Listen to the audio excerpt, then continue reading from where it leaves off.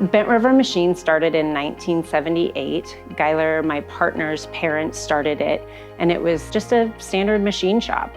Harold and Norella wanted to know whether we wanted to take over the business, and we did not. We didn't think it would be a good idea to take over the family business, so we were brought back to help them sell so they could be able to retire. And then COVID hit, and we had, at that point, 28 to 30 employees. We were labeled an essential business. We were able to keep those families and employees employed. And the impact of that for us and the family and the community was eye-opening for Guyler and I.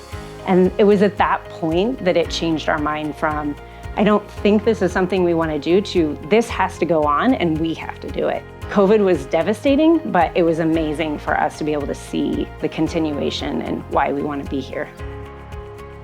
We have a full automation engineering team and product engineering team.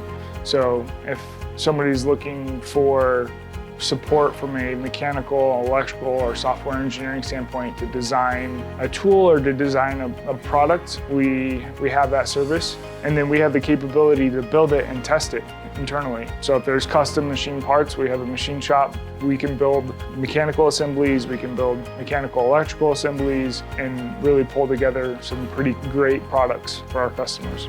We're different because we have it all in-house. It's a very tight-knit, integrated design, fabricate, assemble, and integrate into your factory solution. It's a team that works very well together. The products that we build for our customers, we don't just ship them out the door, we make sure that they work as they were intended from an engineering standpoint.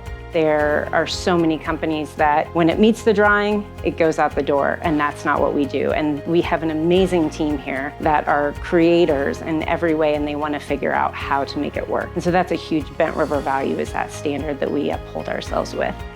We create the machines that shape the future. We help people build the tools that they need to build their products. I mean, that's what success is. When we have something that they can use to make their product and it makes it well, that's our job done.